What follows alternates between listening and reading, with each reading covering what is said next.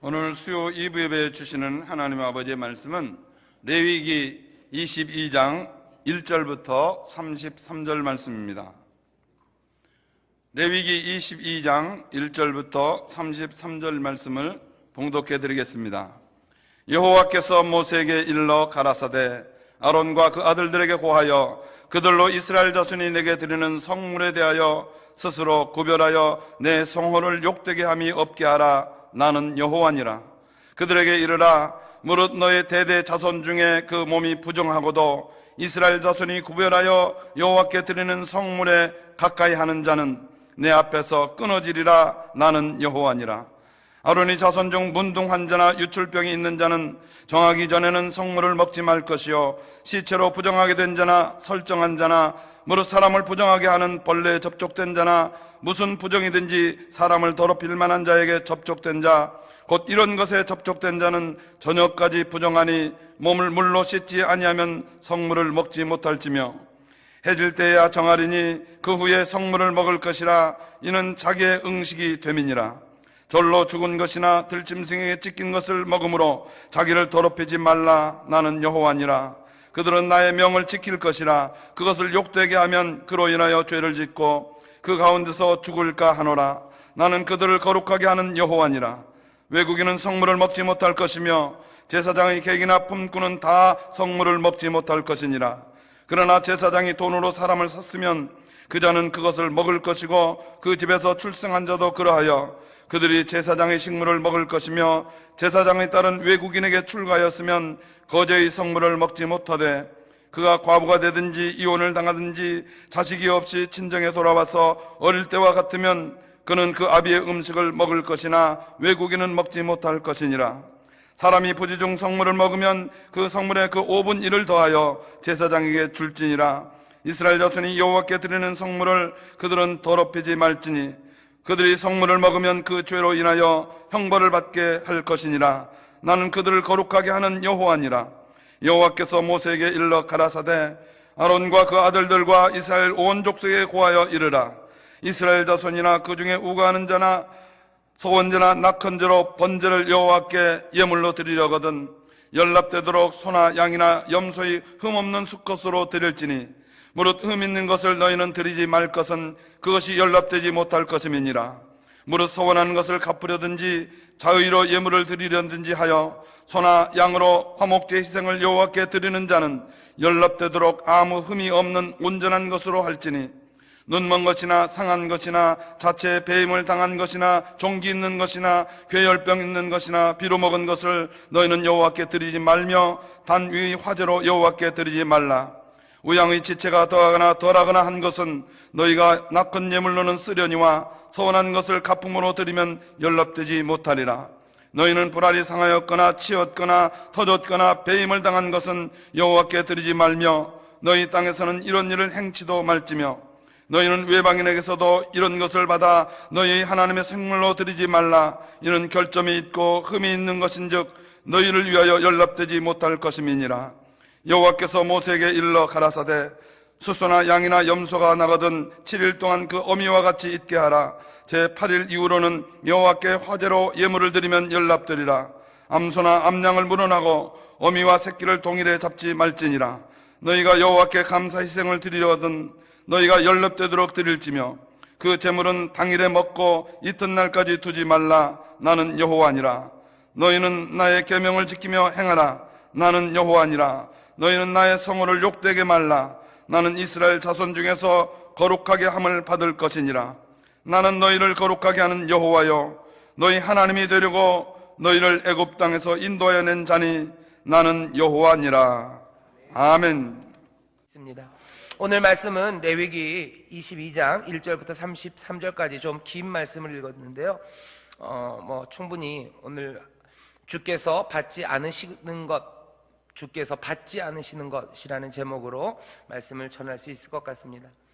오늘 22장은 지난주와 계속 이어서요. 지난주에도 제사장의 자격에 대해서 얘기를 했어요. 하나님을 섬기는 사람들은 도대체 어떤 자격이 있을지 기억하실지 모르는데 저도 사실은 가물가물합니다. 두 가지를 얘기했어요. 하나는 뭐냐면 그 사람들의 마음의 자세가 중요해요. 제사장이 될 자격, 하나님을 섬길 수 있는 자격, 하나님의 일을 맡아 감당하려면 마음의 자세가 중요합니다. 그 마음의 자세는 무엇보다도 하나님을 더 중요하게 여기는 거예요. 내 감정에 휘둘리지 않고, 어쩌면 내 가족이 죽어도 어쩌면 그 슬픔의 자리에 갈 수 없어요. 왜냐하면 제사장의 사명 감당하려면 시체를 만지면 안 돼요. 시체 만지면 당연히 일주일 동안 내가 부정하게 돼서 제사장의 일 감당 못합니다. 그동안에라도 누가 와서 하나님과 함께 화목해야 되고, 누군가 하나님의 말씀에 대한 판단을 구할 때 제사장이 그 일을 감당 못하는 수가 있어요. 그러니까 제사장은 어떻게 해요? 슬픔이 가득해도 눈물로 그것들에서 돌아서야 됩니다. 멀리서 보며 하나님의 맡겨주신 그 일들, 그거 감당하러 떠나는 사람들, 그 마음의 자세가 제사장에게 필요합니다. 이 제사장은 율법이 정한 구약에 있는 사람만은 아니에요. 여러분들 잘 아시는 것처럼 베드로전서 2장에 보면 우리를 거룩한 백성, 하나님의 소유된 나라, 왕 같은 제사장 그렇게 부르십니다. 이 제사장이라고 부르신 게 우리에게 특별한 특권을 주시는 것도 맞지만, 사실은 제사장은 특권에 붙여진 이름이 아닙니다. 제사장이라는 건 아주 무거운 책임에 붙여진 이름이죠. 하나님 우리를 왕 같은 제사장으로 부르셨어요. 그건 책임이에요. 우리를 어둠의 가운데서 불러내어 그 빛 가운데로 이르게 하신 그분의 아름다운 덕을 선전하게 하시려는 특별한 목적을 감당할 책임을 진 사람들, 거룩한 백성은 그 책임이 있습니다. 거룩한 백성은 하나님의 소유된 자들이기 때문에 하나님의 복을 누릴 거예요. 그런 점에서 특별한 권리인 건 맞습니다. 하지만 그 권리와 함께 동시에 거룩한 백성은 거룩함을 보여야 되고, 왕 같은 제사장은 하나님의 일에 쓰임받는 자가 되기 위하여 필요한 자격 조건을 갖추어야만 되는 거죠. 여러분들, 여기 이 말씀은 신약을 살고 있는 우리에게도 그래서 동일하게 적용됩니다. 왜냐하면 예수님도 그런 말씀을 많이 하셨어요. 너희들 나를 따르기 위해서는 때로는 부모, 자식, 형제, 어쩌면 아내도 미워하고 나를 떠나야 된대요. 꼭 분노하고 막 이를 갈면서 미워하라는 얘기가 아닙니다. 더 중요한 게 있어요. 더 중요한 게 있기 때문에 떠나야 되는 시간들이 있다는 거죠. 나를 따르려는 사람들은 그렇게 따라야 된답니다. 여기 이 제사장들도 마찬가지예요. 자기 가족이 죽었어요. 내 아들이 죽었어요. 그리고 내 아내가 죽었어요. 내 부모님이 돌아가셨어요. 대제사장인 경우에는 갈 수 없습니다. 미워해서요? 아니요, 사랑합니다. 하지만 갈 수 없어요. 왜? 맡은 사명 감당하기 위해서는 거기서 돌아서서 떠나야 돼요. 더 중요한 게 있기 때문에 그렇습니다. 하나님이 우리에게 맡겨주신 직무를 제대로 수행하기 위해서는 그래서 어떤 것보다도 하나님을 중요하게 여기는 마음 자세가 필요해요. 또 더더군다나 21장 지난주에 말씀드렸어요. 마음 자세가 중요하고요. 또 하나는 뭐였냐면은 이 사람이 다른 이들에게 책망받을 게 없어야 돼요. 결혼도 마찬가지입니다. 결혼할 수 있어요. 다른 사람들은 그렇게 해도 돼요. 하지만 제사장들은 피해야 되는 게 있습니다. 왜냐하면 책망받을 일들, 어쩌면 사람들에게 구설해 갈 일들, 그런 일들은 미리미리 다 제거하는 것이 제사장, 왕의 직무를, 제사장의 직무를 감당할 사람들이 해야 되는 준비라고 말씀드렸죠. 조심해야 되는 거예요. 하나님의 일을 감당할 사람들은 조심해야 되는 거예요. 주어진 자유 몽땅 사용할 수는 없습니다. 스스로를 경계해야 되고, 하나님을 향한 뜨거운 마음 자세, 그 동기가 중요하다고 21장 지난주에 설교로 여러분들에게 전해드렸어요. 다 기억이 나실 겁니다. 몽땅 다 기억이 나실 거예요. 근데 오늘 22장에는요 조금 다른 이야기가 있습니다. 21장은 준비되는 거예요. 그리고 그 사람들의 마음의 동기가 뭔지, 그것이 중요하다고 그랬어요. 하지만 22장에서는 그건 넘어서입니다. 마음의 동기가 중요하고 일을 위해서 해야 되는 거예요. 하나님이 가장 중요해요. 그리고 책망받을 것이 없이 잘 준비가 됐어요. 그 다음에 해야 되는 일은 자기가 맡은 직무를, 자기가 해야 되는 일을 제대로 조심해서 해야만 합니다. 이거 내가 동기가 순수하고 내가 하나님을 무엇보다도 중하게 여기고 나는 사람들에게 책망될 것 없이 제대로 잘 준비됐어요. 나는 동기도 좋고 난 준비된 사람이에요. 그렇다면 내가 이제는 마음대로 해도 되나? 조심성 없이 해도 되나? 동기는 순수하기 때문에 내가 하나님의 일을 하기 위해서 하는 거라고 생각하며 이 일을 하면 주가 몽땅 다 받으실까? 아니라고 오늘 말씀하시는 겁니다. 하나님을 중요하게 여기는 마음 자세들, 책망할 것이 없이 준비됐어요. 그렇다고 해서 제사장에게 맡겨진 일들을 조심성 없이, 아니면 거기에서 요구하는 대로 하지 않는다면 성물은 받아들여지지 않습니다. 하나님 앞에 드려지는 제사는 거룩하지 않습니다. 제사장으로서 목적한 일은 제대로 이루어지지 않습니다. 사람들은 동기가 중요하다고 그래요. 그리고 또 교회에서도 그렇습니다. 동기가 중요하죠. 예, 맞아요. 동기가 중요해요. 하지만 오늘 말씀이 우리에게 알려주는 것, 고려해야 될 것들이 있다는 거예요. 그리고 그 고려해야 될 것들은 고려해야만 합니다. 어떻게? 아주 날카롭게, 분명하게 고려해야 합니다. 동기가 좋기 때문에 내가 내키는 대로 해도 된다? 그렇지 않아요.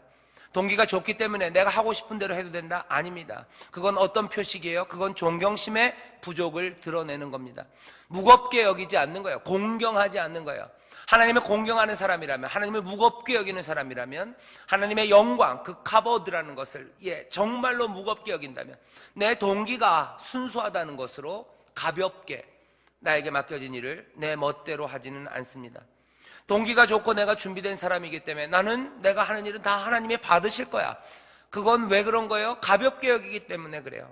존경심의 부족을 드러내는 겁니다. 존경심의 부족을 드러내는 사람들은 뭐 하는 거예요? 하나님을 욕되게 합니다. 무거운 분을 가볍게 여긴 거예요. 무겁다는데 왜 가볍게 여깁니까? 하나님은 계속해서 나는 무겁다, 나를 무겁게 대해라 하는데 사람들이 가볍게 여겨요. 이건 하나님을 욕되게 하는 겁니다. 하나님을 욕되게 하는 사람 위험해요. 그건 죄를 짓는 거예요. 죄를 짓는 거면 죽습니다. 9절에 나와 있어요. 그들은 나의 명을 지킬 것이라. 내가 명하는 대로 해야 된대요. 너희들 동기가 좋다고 뭐 장례에 안 가, 장례식에도 안 가요. 왜? 난 하나님만을 섬길 거예요. 내 일은 중요해요. 근데 그 일을 위해서 내가 잘 준비됐어요. 그러니까 마음대로 한다고요? 아니요. 그들은 나의 명을 지킬 것이라 그래요. 그것을 욕되게 하면, 존경심을 부족하게 무겁게 여기지 않고 그것을 욕되게 하면 그로 인하여 죄를 짓는 거예요. 아예 하지 않았으면 죄라도 안 져요. 하지만 준비됐다고 생각하고 하나님을 중요하게 여긴다고 생각하고 마음에 뜨거움은 있어요. 그런데 내 마음대로 한다? 그건 오히려 죄를 짓는데요. 죄를 지면 어떻게 됩니까? 9절 하반절에 있어요. 그 가운데서 죽을까 하노라. 나는 그들을 거룩하게 하는 여호와니라. 하나님의 일을 하는 사람들 복된 일입니다. 하지만 조심하셔야 돼요. 왜? 우리가 하는 일은 하나님의 일이기 때문에 그래요. 하나님의 무거우심, 그 영광을 생각한다면 함부로 가볍게 방자하게 행할 수 없습니다. 가볍지 않아요. 절대 가볍지 않아요. 하나님의 은혜가 나에게 충만해서 나는 하나님을 향한 열정으로 가득해요. 그럼 어떡하라고요? 무겁게 행하십시오. 말씀하신 대로 행하시려고 해야 돼요. 내 마음대로 아니에요. 동기가 좋으니까 다 돼. 아니에요. 동기가 좋아도 오늘 9절 말씀이 얘기하는 건 뭐예요? 동기가 너희들이 아무리 좋아도, 너희가 아무리 하나님을 사랑한다 해도 뭐 하는 거예요? 죽는다 하는 거예요. 너희들은 죽는다. 어떻게 안 하면? 제대로 안 하면 죽는다. 그건 나를 모욕하는 거다. 나를 모욕하는 건 죄를 짓는 거다. 죄를 지으면 너희들 그 죄 중에서 죽을까 하노라. 말씀합니다. 오늘 말씀은 그래서 조금은 무거운 말씀이에요. 어쩌면 열정으로 뛰어나온 사람들 많아요. 하나님의 은혜의 열정이에요. 하나님을 무엇보다도 더 중요하게 여깁니다. 그래서 어디로든지 뛰어갈 수 있을 마음의 뜨거움이 있어요. 하지만 오늘 말씀은 그것들을 조금 가라앉혀요. 들어야 돼요. 그들은 나의 명을 지킬 것이라 얘기합니다. 어떻게 지켜야 되는지 알려드릴게요. 첫 번째, 오늘 본문 1절서부터 9절까지에 보면요, 무슨 문제가 나오냐면요, 3절입니다. 그들에게 이르라. 물은 너희 대대 자손 중에 그 몸이 부정하고도 이스라엘 자손이 구별하여 여호와께 드리는 성물에 가까이 하는 자는 내 앞에서 끊어지리라. 몸이 부정해요. 제사장들 중에서 몸이 부정한 사람들이 있습니다. 몸이 부정한데도 그 성물에 오는 거예요. 성물은 뭐냐면 이 사람들이 하나님 앞에 드린 것들입니다. 그 드린 성물에 그냥 와요. 그냥 와서 먹습니다. 왜 그렇습니까? 자기가 부정한데도 왜 옵니까? 이 사람들 뭔가 잘못 생각하고 있는 거예요. 제사장이 부정합니까? 예, 제사장도 부정해질 수 있어요. 예를 들면 피부병이 의심되면, 우리 레위기 앞에서 배웠어요. 피부병에 뭐가 나아요. 자기가 어떻게 잘못한 건 아닙니다. 그래도 피부병이 막 올라오기 시작하면 이 사람은 잠깐 부정해요. 부정하면 하나님의 성물에 가면 안 됩니다. 여기 뒤에 몇 가지 조건들이 나요. 문둥황자나 유출병이 있는 자는 정하기 전에 성물을 먹으면 안 돼요. 피가 흐르기 시작해요. 예, 먹으면 안 돼요. 오면 안 됩니다. 부정한 것에 접촉하면 잠시 일시적으로 부정해진 거예요. 오면 안 돼요. 그런데 이 사람들이 어떻게 한다고요? 오면 안 되는데 일시적으로 부정해져서 하나님 앞에 나오면 안 돼요. 성물 건드리면 안 됩니다. 그런데도 그 성물에 가까이 하는 자는 내 앞에서 끊어진답니다. 도대체 제사장들은 왜 이럴까요? 왜 이럴까요? 어쩌면 그래서 그런 것 같아요. 일반 백성들은 부정하면 하나님 앞에 나오지 못해요. 하지만 제사장들은 그렇게 생각했는지도 몰라요. 우리는 저들과 다르다는 거예요. 우리는 저들과 달라요. 저 사람들은 뭔가 문제가 있으면, 뭔가 부정한 것과 접촉하든지, 아니면 몸에 피부병이 생기든지, 뭔가 의심할 만한 것이 있어서 부정해지면 하나님 앞에 오지 못하지만, 우리는 어차피 하나님 앞에 있는 사람이다. 우리는 하나님과 가깝다. 우리는 하나님의 일을 맡아하는 어쩌면 약간은 특권적인 사람이다. 이런 일들이 별것 아닐 거다라고 생각하는 거죠. 별것 아닐 거다. 오늘 말씀은 우리에게 알려줍니다. 아니, 제사장이나 너희 모든 백성이나 동일한 방식의 규례가 적용된대요. 제사장이라고 해서 다르지 않다 하는 겁니다. 제사장이라고 다르지 않다. 제사장이라고 다르지 않다. 특별히 오늘 이 말씀은 주의 일을 맡아가진 목사님들 잘 들어야 돼요. 전도사님들 잘 들어야 돼요. 어쩌면 앞에 있는 지도자들 잘 들어야 됩니다. 다른 사람들에게나 목사에게나 똑같은 것이 적용돼요. 다른 사람들에게는 적용되지만 목사에게는 아닐 거다? 아닙니다. 오히려 더 철저하게 적용돼야 됩니다. 하나님의 말씀대로 살아가기 위해서는 어떻게 해야 돼요? 말씀 읽어야 돼요. 기도해야 돼요. 구제하고 봉사해야 됩니다. 나는 목사니까 구제할 필요 없어. 나는 봉사할 필요 없어. 나는 말씀 읽고 기도하는 거 그거 별로예요. 나는 사람들에게는 겸손하라고 얘기해요. 하지만 목사는 겸손할 필요 없어요. 사람들에게는 회개하라고 해요. 하지만 목사는 회개할 일 없어. 목사는 괜찮을 거야. 이 사람들은 특별한 사람들이니까. 사람들이 그렇게 기대하는 것도 잘못이고 자기가 그렇게 스스로 생각하는 것도 잘못입니다. 다른 이들과 똑같아요. 목사는 예배 안 드려도 됩니까? 아니요. 어쩌면 더 많이. 목사는 기도 안 해도 됩니까? 아니요. 더 많이. 목사는 설교 많이 하니까 무슨 하나님 말씀 읽고 묵상하는 일 안 해도 됩니까? 아니, 더 많이. 말씀 안 읽으면 기근에 빠지고 배고파지고 넘어지는 것처럼 목사도 똑같이. 기도 안 하면 호흡이 끊기고 기도 안 하면 생명이 사라지는 것처럼 목사도 똑같이, 지도자도 똑같이 그러는 거예요. 잘못하면 회개하고 용서를 구해야 됩니다. 목사도 똑같이. 하나님 앞에 나와서 회개할 뿐만 아니라 서로에게 가서 잘못을 용서를 구해야 됩니다. 똑같이. 목사는 용서를 못 구합니까? 아니요. 똑같이. 다른 이들처럼 동일한 방식의 규례가 적용되는 거예요. 주께 부름받고 주의 일을 행한다는 사람, 꼭 저 같은 목사에 관한 이야기만은 아닙니다. 아까도 말씀드렸어. 베드로전서 2장에 나오는 것처럼 너희는 몽땅 다 왕같은 제사장이래요. 너희에게는 맡겨진 사명이 있대요. 거룩한 일. 너희를 어둠 가운데 불러내어 빛 가운데 거하게 하시니 아름다운 덕을 선전하는 그 거룩한 일, 하나님의 일, 그 일 감당하는 게 너희 모두다 라고 말씀하셨어요. 그렇다면 이 말씀 우리 모두에 관한 이야기입니다. 우리 모두는 누구도 특별한 사람이 없어요. 몽땅 다 동일한 방식의 규례를 적용받습니다. 누구도 안전한 사람 없어요. 누구도 면역이 있는 사람 없어요. 누구도 특별한 사람 없어요. 오늘 말씀이 알려주시는 거예요. 너희들 제사장 중에서 스스로 몸이 일시적으로 부정했는데도 그거 아무것도 아닌 것처럼 하나님 앞에 나와 그 성물을 만지는 사람, 그 사람은 그 백성 중에서 끊어지리라. 어쩌면 더 심각한 경고입니다. 다른 이들과 다르다고 생각하는 특권 안 돼요. 그러면 어떻게 되는 거예요? 구절로 가는 거죠. 그들은 나의 명을 지킬 것이라. 그것을 욕되게 하면 그것을 인하여 그로 인하여 죄를 짓고 그 가운데서 죽을까 하노라. 제사장들은 더 큰 책임이 있습니다. 어쩌면 신약교회의 모든 사람들은 구약에 있었던 이스라엘 백성들보다 더 큰 책임이 있어요. 모두 다 같은 규례가 적용됩니다. 어떻게 직무를 제대로 합니까? 동기가 중요해요. 끓어오르는 열정이 있어요. 나는 뜨거움이 있고 나는 지금 열정이 있고 세상의 어떤 것보다도 하나님을 더 사랑하니까 나는 그런 것들 안 해도 돼요? 나에게는 면제되어 있어요? 아닙니다. 나는 부정한 거 만져도 돼요? 아닙니다. 나는 그거 해도 하나님 앞에 또 나올 수 있어요? 아닙니다. 어떻게 하는 건지 또 말씀이 우리에게 알려줍니다. 더 철저하게 적용되고 더 철저하게 말씀을 따라가서 살아야 되고요. 10절에서부터 보면 이제 또 다른 이야기가 하나 나와요. 뭐냐면 하나님의 일을 행하는 사람들이, 제사장들이 익숙해져요. 자기 일에 익숙해지면요, 별 생각 없이 일들을 처리합니다. 그냥 별 생각 없어요. 늘 하던 거예요. 그래서 별 생각 없이 일들을 처리합니다. 여기서 예로 들어있는 말은 뭐냐면요, 음식에 관한 거예요. 성물에 관한 겁니다. 하나님 앞에 드려진 성물을 먹는데요, 먹을 사람을 하나님이 정해놓으셨어요. 여호와께서 정해놓으셨어요. 먹을 사람, 먹지 못할 사람 구별 못하면 안 돼요. 여기 보면 특별히 문제되는 사람들이 몇 명 있는 것 같아요. 외국인 성물 먹지 못한다 하셨어요. 그런데 외국인에게 줄 때도 있어요. 안 된다 하는 거예요. 제사장의 객이에요. 제사장 집에 손님이 왔어요.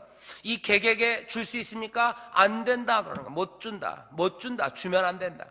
제사장의 집에 품꾼이 있어요. 품꾼이라는 건 뒤에 나온 종이랑은 좀 다릅니다. 무슨 일이 있어서 일꾼을 불렀어요.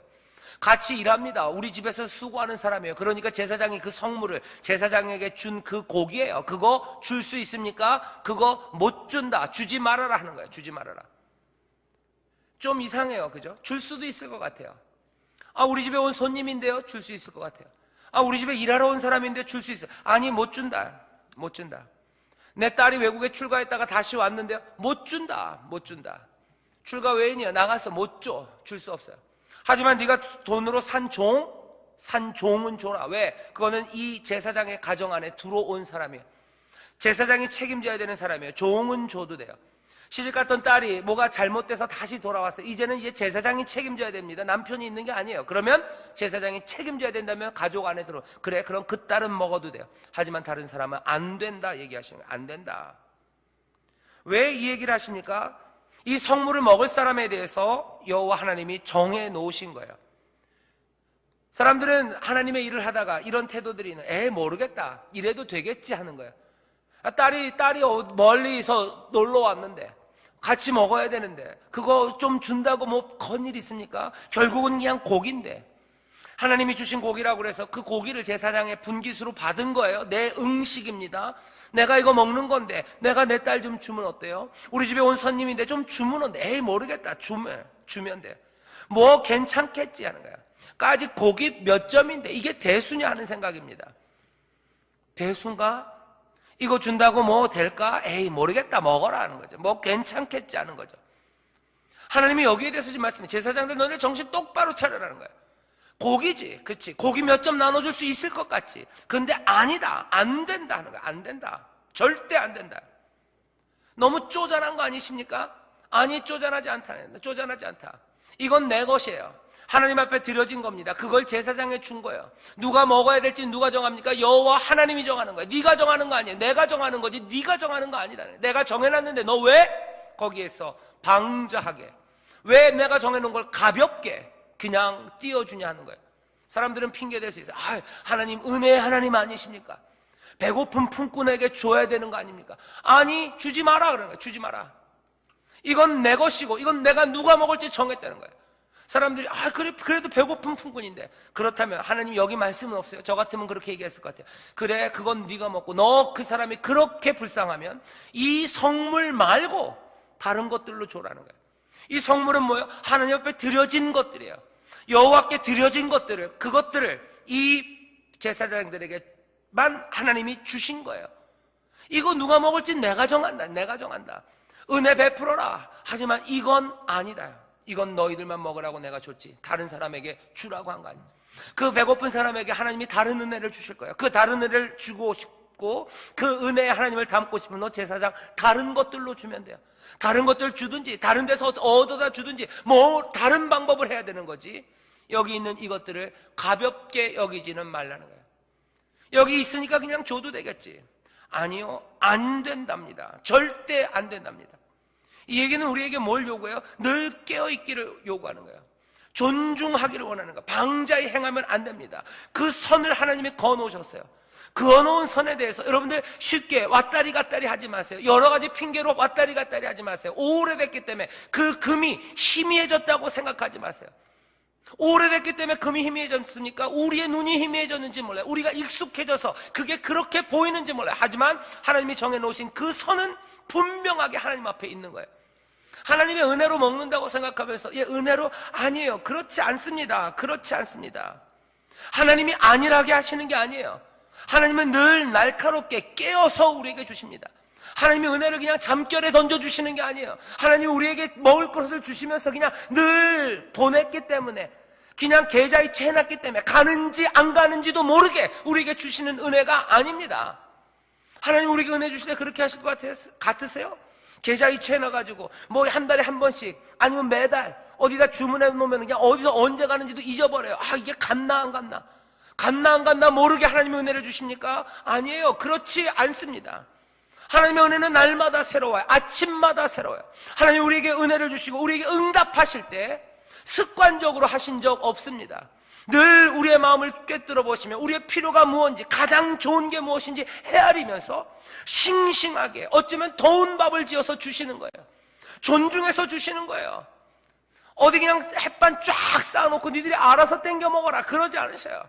그냥 어디다가 뭐 밥집에다 하나 그냥 쭉 외상장부처럼 달아놓고 애들 와 여기 가서 먹으면 내가 나중에 와서 계산해 줄게요. 그렇게 은혜를 주시는 거 아닙니다. 하나님 우리에게 은혜를 주시고 우리를 살피실 때 날마다 깨어서 날마다 새롭게 더운 밥을 지어 주시는데, 사람들은 어떻게 하는 거예요? 날마다 새롭지 않은 거예요. 그냥 받아진 고기예요. 이 고기 하나님에게서 이제 막 왔다고 생각하지 않아요. 늘 먹던 고기예요. 이 고기나 저 고기나 구별 안 됩니다. 거기 배고픈 사람 있으면 그냥 띄워주는, 에이 모르겠다 그래 먹어라, 에이 뭐 괜찮겠지. 하나님의 일을 하는 사람들, 맡은 직무를 제대로 수행하기 위해서 여러분들 어떻게 하셔야 됩니까? 깨어 있어야 돼요. 하나님이 정해주신 거에 대해서 존중하며 일해야 됩니다. 교회에서 하는 일들 보면 그런 거 많아요. 전 오늘 이 설교 준비하면서 이게 잘못하면 제 변명하는 것 같이 되겠다라는 생각이 들어요. 왜냐하면 제가 교회에서 짠돌이라고 좀 유명합니다. 교회에서 돈 쓰는 일도 마찬가지예요. 교회에서 돈 쓰는데 에이 모르겠다 뭐 괜찮겠지, 이렇게 써도 되겠지. 아니에요. 어차피 굳이 하는 건데 아무나 좀 주면 어때? 어차피 그냥 그거 먹으면 다 좋을 거고 다 그 선물 가면 다 좋을 건데. 아니에요. 여호와의 것이에요. 여호와의 것, 하나님의 것이에요. 누가 먹을지 하나님이 결정하십니다. 하나님이 결정하세요. 이건 누구에게 가야 될지 하나님이 결정하신 거예요. 그 선을 우리가 마음대로 넘어간다? 말도 안 돼요. 부주의하게 그냥 막 결정한다? 아니면 폼 잡고 지가 결정한다? 아니에요. 부주의해서 하든지 폼 잡고 하든지, 하나님의 관대하심을 무시하면서 자기가 관대한 척, 아니요, 그렇지 않습니다. 모르게 째째합니까? 하나님 은혜로우신 하나님이신데 그래 은혜롭게 관대하게? 아니요, 그렇게 못합니다. 여호와의 것이에요. 누가 먹을지 여호와가 정해, 어디로 가야 할지 분명히 정해 놓으셨어요. 다른 것들로 합니다. 하나님에게서 받은 헌물 말고 다른 은혜를 베풀고 싶으면 내 주머니에서 내가 채워넣으면 돼요. 하지만 하나님께 받은 건 달라요. 간단하게 말하면 교회에 있는 돈들 쓰는 건 달라요. 거기 은혜를 베푸는다 싶다, 내가 어디서 얻어서 주든지 하면 돼요. 하지만 여기 하나님 앞에 드려진 것, 그것들로 쓰여지는 것에는 정신 똑바로 차려야 됩니다. 무거운 분의 일을 맡은 거예요. 깨어 존중함으로 해야 되는 거예요. 교회에서 돈 쓰는 거, 구제하는 건 뭐든지 마찬가지입니다. 존경하는 마음, 존경심이 부족하면 욕되게 하는 거예요. 욕되게 하면 죽습니다. 사람들이 그러죠. 에이 그래도 안 죽던데요. 살려주니까 그러는 거죠. 살려주셨으니까 그러는 거죠. 살려주셨으니까. 오늘 말씀은 더 분명하게 얘기하시는 거예요. 그러면 큰일 난다. 먹지 말라고 한 거 먹을 사람만 먹어라. 이건 성물이다. 하나님 인색하다고 그러지 마세요. 이건 여호와의 것이에요. 여호와가 정하셨어요. 인색하지 않습니다. 하나님 은혜로 그 품꾼들 먹이실 거예요. 은혜로 하나님이 그 딸들 먹이실 겁니다. 은혜로 그 객들 먹이실 거예요. 아마 그 제사장을 통해서도 먹이실 겁니다. 하지만 이건 성물이에요. 이건 여호와의 것으로 드려진 거예요. 그러니 내가 정한다는 겁니다. 여러분들 하나님 앞에 드릴 때 그래서 조심하십시오. 하나님한테 드려진 삶이라고 얘기할 때는요, 내가 내 삶을 하나님 앞에 드립니까? 그러면 이건 내 것이 아니에요. 내 마음대로 할 수 있는 게 아니에요. 로마서에서 바울을 통해서 그렇게 말씀하세요. 너희가 드릴 영적 예배, 너희 몸을 하나님 앞에 거룩한 산 제사로 드리라. 이거 굉장히 위험한 일입니다. 한번 드리고 나면 그것 때부터 누구 거예요? 여호와의 것이에요. 내 마음대로 내가 관대하게, 아니 내가 폼 잡고, 아니 그때부터는 여호와의 명대로 해야 돼요. 여호와의 것이기 때문에 여호와가 정한 그대로, 주가 정한 그대로 살아야 됩니다. 그렇게 살아야 돼요. 그 명을 지킬 것이라. 왜? 그것을 안 지킨다는 건 주를 가볍게 여기는 거예요. 욕되게 하는 거예요. 간단하게 말하면 이런 겁니다. 내 삶은 몽땅 다 주의 것이에요 라고 얘기해놓고 그리고 내 마음대로 해요. 이게 욕 보이는 겁니다. 네가 날 뭘로 알고 이러는 거냐 하는 거예요. 네가 날 뭘로 알고 이러는 거냐. 말을 말지. 내 인생의 모든 것들은 주의 것입니다 하고 네 마음대로 말이나 말지. 내가 주님 말씀대로만 살겠습니다. 나는 주의 것이기 때문에 주여 주께서 사용하여 주십시오. 그렇게 얘기해놓고 내 마음대로 말이나 말지. 여기 있는 말씀 그대로 나의 명을 지킬 것이라. 그것을 욕되게 하면 그로 인하여 죄를 짓고 그 가운데서 죽을까 하노라. 아까 말씀드렸어요. 동기가 좋아도 열정이 넘쳐도 죽습니다. 왜? 하나님을 모욕하고 방자하게 여기고, 그리고 하나님 앞에 그 죄를 짓는 사람들은 죄 가운데서 죽을까 하노라 말씀하시는 거예요. 여호와의 것이에요. 어떻게 우리가 직무를 수행합니까? 맡은 일 어떻게 수행하세요? 여호와의 것이에요. 여호와의 것이라면 익숙함으로 부주의할 수 없습니다. 늘 깨어 있어야 할 줄 믿습니다. 늘 깨어 있어야 돼요. 깨어 있어라, 깨어 있어라. 이 얘기는 그 얘기입니다. 늘 깨어 계세요. 시간이 많지 않네요. 마지막으로 하나만 더 하죠. 17절에서부터 33절에 있는 말씀을 보면 여호와께서 연락하시는 예물이 있어요. 다시 말하면 여호와께서 받지 않으시는 예물이 있습니다. 주가 받지 않으시는 것들이 있대요. 17절 보면 이렇게 되어 있습니다. 여호와께서 모세에게 일러 가라사대 아론과 그 아들들과 이스라엘 온 족속에게 고하이르라. 제사장들 뿐만 아니라 이스라엘들은 알아야 돼요. 특별히 누가 더 알아야 돼요? 제사장들이 알아야 됩니다. 하나님의 일을 맡은 사람들은 분명히 알아야 되는데 이렇게 되어 있어요. 이스라엘 자손이나 그 중에 누구든지 그 중에 우거하는 자가 서원제나 낙헌제로 번제를 여호와께 예물로 드리려거든. 19절입니다. 연납되도록 하나님이 받으시도록 흠없는 것으로 드려야 된대요. 하나님이 받으실 만한 것으로 드려야 된다. 이 얘기는 뭐예요? 특별히 제사장들은 이것이 하나님이 받으실 만한 것인지 아닌지 판단해야 됩니다. 여기 보면 불알이 상하였거나 불알이 상했는지 안 상했는지 찾아봐야 돼요. 어디가 튀었는지 봐야 돼요. 흠이 어디 있는지 찾아봐야 돼요. 이게 외국인에게서 왔다고 해서 어떻게 되는 거 아니에요. 물론 자원에서 드리는 것들은 조금 기준을 낮추긴 합니다. 하지만 제사장은 뭐 하는 거예요? 하나님 앞에 드려질 것들을 세세하게 살피는 일을 하는 사람입니다. 세세하게 살펴야 돼요. 흠 있는 거 안 받으시겠대요. 흠 없는 거 받는데요. 그럼 제사장들이 해야 되는 일은 뭡니까? 이 제물이 요구하는 조건에 맞는지 안 맞는지 살펴요. 판단하는 일입니다. 여러분들 제사장들이 해야 되는 거, 하나님의 일을 해야 되는 사람들이 꼭 명심해야 되는 거예요. 직무는 어떻게 수행됩니까? 끊임없이 판단하고 따져가며 해야 되는 거예요. 무심코 드리지 마십시오. 하나님 앞에 드릴 만한 것인지 봐야 돼요. 아무거나 갖다 주면 하나님이 드십니까? 아니에요. 드린다고 해서 끝 아니에요. 가져와서 드리면 그냥 불태우면 끝입니까? 아니에요. 드린다고 해서 끝이 아니라 받으셔야지 되는 거예요. 받으셔야지. 하나님 앞에 아무거나 가져온다. 하나님이 자판기 아니에요. 그죠? 자판기입니까? 그냥 갖다 넣으면 되는 거예요? 아니에요. 심지어는 자판기도 아무거나 받진 않습니다. 찌그러진 동전 받나요? 아니에요. 심지어 어떤 자판기, 지폐 넣는 자판기는 꽤나 까다로워요. 접힌 거 잘 안 받아요. 접힌 돈도 안 받아요. 조금 뭔가 이상하면 안 받아요. 자판기도 그러는데 하나님이 드린다고 해서 다 받으신다고요? 아닙니다. 받으셔야 되는 게 있어요. 받으실 만한 것이 있어요. 제사장은 뭐합니까? 그거 판단하는 거예요. 남이 드리는 것들, 다른 백성들이 드릴 때 이게 하나님 받으실 만한가 판단해요. 이게 그리고 내가 드리는 거라면요, 내가 드리는 것이 내 순종이 하나님이 받으실 만한 것인지 판단하고 살펴야 됩니다. 살펴야 돼요. 흠은 어디에 있는 건 아닌지, 뭐가 흠이 있는 건 아닌지, 뭐가 잘못된 건 아닌지 끊임없이 살펴야 돼요. 하나님 앞에 악한 걸 드릴 수 있습니까? 아니요. 선한 것 드리는 거예요. 어떻게 하면 선한 걸 드릴 수 있을지, 어떻게 하면 하나님이 받으실 만한 거지, 어떤 것이 기쁜 순종인지 끊임없이 살펴야 됩니다. 끊임없이 살펴서 늘 깨어 있어야 돼요. 또 다시 말씀드립니다. 늘 깨어 있어야 돼요. 하나님은 무거운 분이세요. 영광 가운데 계신 분이에요. 아무거나 드릴 수 없습니다. 하나님 앞에 나와서 예배하면 예배를 하나님이 다 받으십니까? 아니에요. 신약에는 신령과 진정으로 예배하는 자를 찾으신대요. 신령과 진정으로 예배하는 자를 찾으신다. 너희들이 와서 재물 갖다 태운다고 내가 그거 즐거워할 것 같냐? 아니다. 역겹다. 냄새난다. 치워라. 싫다 얘기하시는 거예요. 못 받겠다. 내가 받을 수 없는 거 자꾸 냄새를 태우면 뭐 하는 거 똑같아요? 이거 강제하는 거예요. 싫다는데 자꾸 입 벌리고 넣는 겁니다. 이거 얼마나 만만하게 보길래 입을 열고 먹을 걸 자꾸 집어넣습니까? 이거 마무리 여기는 거예요. 이거 방자에 행하는 겁니다. 이거 모욕하는 거예요. 이거 죄를 짓는 겁니다. 그 중에 죽는 거예요.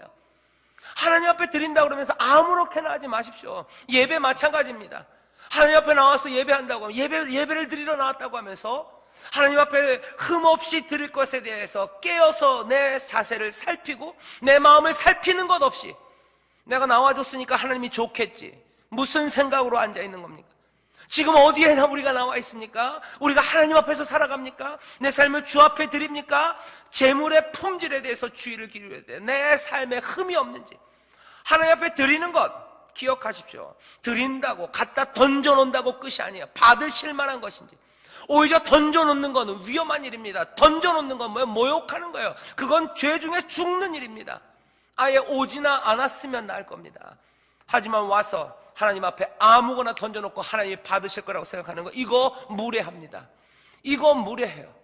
이거 무례한 자들을 어찌합니까? 하나님이 그것들을 감당하시겠습니까? 하나님이 그것들을 참으시겠습니까? 오래 참으시겠습니까? 아마 오래 참으셨었던 것 같아요. 오래 아마 참으실 겁니다. 은혜로우신 분이라. 그래서 그 오래 참으심에 여러분들 더 방자해집니까? 그건 사람이 아니죠. 그런 사람은 살 가치가 없어 보이죠. 오래 참는 은혜 앞에 더 방자해지고, 오래 참으시는 그 사랑과 그 인자하심 앞에 더 가벼이 여기는 사람들, 이렇게 예배드려도 아무 일도 없던데요, 이렇게 해도 그냥 괜찮던데요, 익숙해져 가는 거죠. 은혜에 익숙해져 가며 은혜를 더 가까이 하면서 더 깊어지는 감사와 깊어지는 신앙이 있는가 하면 은혜 앞에 점점 더 방자해져 가는 사람들이 있는 겁니다. 오늘 말씀이 우리에게 알려주는 거예요. 제사장들아, 너네들, 하나님의 일을 하는 사람들아, 너희들 살펴라. 하나님 아무거나 받는 분 아니시다. 늘 깨어서 따지고 확인해야 된다. 따지고 확인하십시오. 내 예배를 확인하세요. 내가 하나님 앞에 드려지는 찬송을 확인하세요. 또 예배뿐만 아니라 내 입술의 찬송, 내가 행하는 모든 구제들, 히브리서 보면 그런 게 있어요.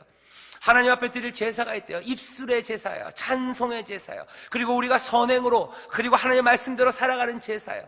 말씀대로 순종하는 제사를 하나님 앞에 드릴 때도 따지고 살피셔야 되는데, 이게 흠이 없는지 이게 내 명예로 하는 건지 내 체면으로 하는 건지 그냥 어쩌다 보니 하는 건지, 아니면 오히려 더 그 밑에는 악한 이유들과 아주 비열한 이유들이 밑에 깔려서 하나님의 말씀대로 순종하며 산다고 하고 있는 건지, 내가 전도한다고 하면서, 내가 구제한다고 하면서, 가난한 사람들에게 하나님의 말씀대로 그 사람들의 삶을 보살핀다고 하면서 그 밑바탕에는 아주 저열한 자존심 높이려는 교만한 마음과 남들보다 높아지려는 마음과 남들보다 칭찬받으려는 마음들과 그런 것들로 내가 행한다면 이건 뭡니까? 흠 많은 재물이에요.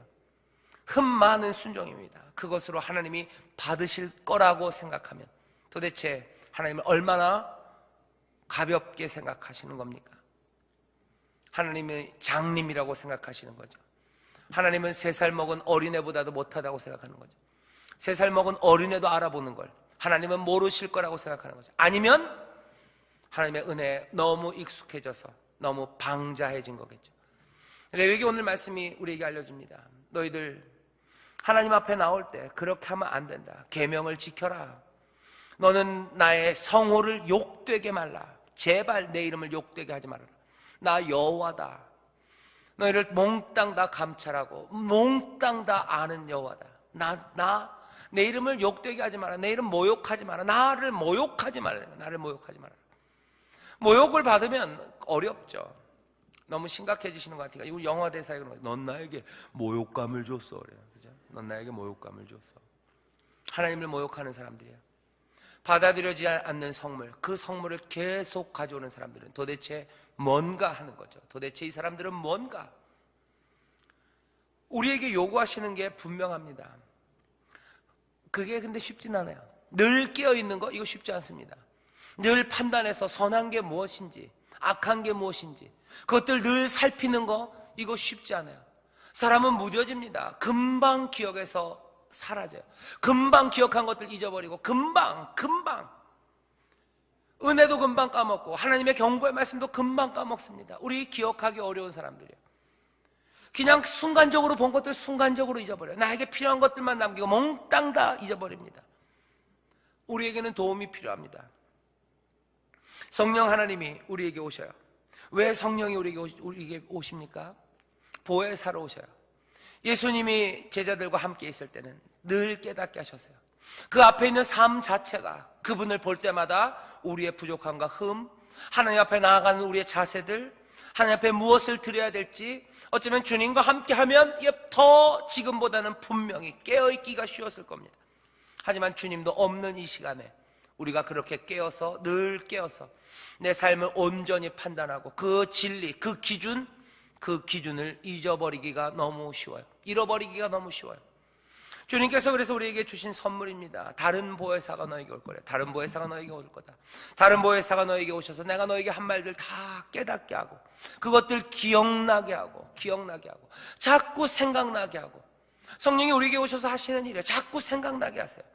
무슨 일들? 너 잠자면 안 된다. 깨워야 된다. 너 새롭게 판단해야 된다. 네가 하나님 앞에 드리는 거 이거 흠 없는 것인지 살펴야 된다. 누가 얘기하시는 거예요? 성령이 우리 안에서 역사하시는 거예요. 오늘 이 밤에 우리가 앞에 기도해서 성령의 충만함을 구합니다. 우리 이 시간뿐만 아니라 우리의 삶 전체가 성령의 인도하신 가운데 우리가 고아처럼 살아가는 사람들이에요. 고아, 부모님 없는 우리 아이들이나 이런 사람들 비하할 생각은 전혀 없어요. 하지만 그냥 고아라고 얘기했을 때 아주 전형적으로 오는 그 생각들은 뭐예요? 고아들 어떻게 살지를 모르는 사람들이에요. 죄송하지만 이게 아주 전형적인 아이디어입니다. 그냥 방자하게 사는 사람들이에요. 버릇 없이 살아요. 마음대로 살아가요. 두려워 살아가요. 염려하며 살아가요. 어떻게 살아갈지를 모르는 사람들, 그런 표현입니다. 그런 사람들처럼 살지 않게 하시려고 우리에게 보혜사를 보내신대요. 더 이상은 고아 아니에요. 아버지의 집으로 가는 하나님의 자녀들이에요. 늘 우리를 가르치고 깨우치시는 진리의 영이 우리와 함께 하셔요. 데살로니가전서 5장 19절에 보면 이런 말씀이 있습니다. 성령을 소멸치 말고 예언 멸시하지 말아라. 범사에 헤아려 좋은 것을 취하고 악은 모양이라도 버려라. 범사에 헤아려 모든 것들을 헤아려. 너희들이 하나님 앞에 드려지는 것들 모든 것 헤아려. 너희가 제사장으로서 하나님의 일을 하고 너희가 너희의 삶을 하나님 앞에 드린다고 했을 때 너희의 삶 모든 것들을 다 산제사로 드렸다고 얘기하는 너희들, 그렇다면 모든 것들을 헤아려야 돼요. 범사를 헤아려. 하나님 앞에 나와서 예배하는 것뿐만 아니라 사람들 앞에서 구제하고 선행하는 것뿐만 아니라 내 삶에 노래하는 것뿐만 아니라 내 삶에 눈물 흘리는 거, 아파하는 거, 모든 것들 그 범사에다 헤아리래요. 계산해 보는 겁니다. 판단해 보는 겁니다. 따져 보는 겁니다. 뭘 따져요? 왜 따져요? 이게 하나님이 받으실 만한 것인지 따지는 거예요. 이게 흠 있는 건 아닌지 따지는 거예요. 이거 너무 쪼잘한 삶 아닙니까? 이거 너무 피곤한 삶 아닙니까? 예, 어쩌면 피곤할지 몰라요. 하지만 우리가 우리의 힘으로 아니라 여호와의 신으로, 성령의 도우심으로, 그리고 우리 안에서 늘 우리를 깨워서 우리를 인도하시는 그분의 인도하신 가운데 우리에게 힘 주시고 지혜 주시고 우리에게 기쁨을 부으시고 평강을 부으시고 능력으로 함께 하시는 그분과 함께라면 이 삶이 가능합니다. 사람은 할 수 없어요. 사람의 능으로 안 돼요. 힘으로 안 돼요. 우리의 지혜로 안 됩니다. 그건 너무 힘든 고행의 길일 거예요. 하지만 그 길을 성령이 함께 하신다면 걸어갈 수 있는 줄 믿습니다. 주님이 가신 길도 마찬가지예요. 예수 그리스도도 이 땅에 육신으로 오셨어요. 우리와 같은 성정으로 오셨어요. 똑같이 오셨어요. 우리처럼 기억력 나쁘실 거고요. 우리처럼 아마 흠 있는 것 그냥 가볍게 넘어가고 싶어하는 그 육신의 성정 그대로 오셨어요. 하지만 그럼에도 불구하고 거기 시험 가운데서도 죄는 없으신 분으로 온전하게 흠 없이 하나님 앞에 드려진 온전한 제물이었어요. 어떻게 그 일이 가능했을까? 대답은 하나밖에 없어요. 성령이 충만해요. 늘 기도하고 늘 순종하며 한 걸음 한 걸음 자기의 삶을 흠 없이 하나님 앞에 드립니다. 우리에게 요구하는 게 너무 높습니까? 예, 높습니다. 높기 때문에 그 일을 도우시는 성령을 우리에게 주셨어요. 아마 우리를 우리의 삶을 판단하실 때 주께서는 은혜로 판단하실 겁니다. 주께서는 우리를 은혜롭게 판단하시겠지만 우리의 기준은 뭡니까? 늘 성령의 충만하신 가운데 범사에 헤아려서 좋은 것은 붙잡고 악은 모양이라도 버려서 흠없이 하나님 앞에 드리려는 사람들, 그렇게 행하는 것이 왕같은 제사장으로서 하나님의 일, 그 직무를 제대로 행하는 겁니다. 인간이기 때문에 아무렇게나 드려도 된다는 그 말에 속지 마십시오. 우리는 연약하기 때문에 하나님이 이거라도 받으실 거야. 아니요, 안 받으십니다. 성령에 의지하며 좋은 것 취하세요. 악은 모양이라도 버리세요. 그러다 우리 한계 때문에 뭔가 부족합니까? 남들이 보기에 그것 괜찮아요. 하나님은 그 정도, 그거 받으실 만한 은혜는 충만하십니다. 그거 받을 만한 은혜는 있으신 분이세요. 하지만 누구라도 여기 있는 것처럼 방자히, 여기 있는 것처럼 성호를 욕되게 하면서 그 명한 것을 지키지 않으며 욕되게 함으로 스스로 죄 가운데서 죽어가는 그 사람들의 것, 그건 하나님 받지 않으십니다. 오늘 이 말씀을 준비하면서 저도 이 말씀을 읽으면서 성령이 우리와 함께 하셔야 됩니다. 성령이 우리를 도우셔야 됩니다. 범사에 헤아릴 수 있도록, 나 스스로를 돌아볼 수 있도록.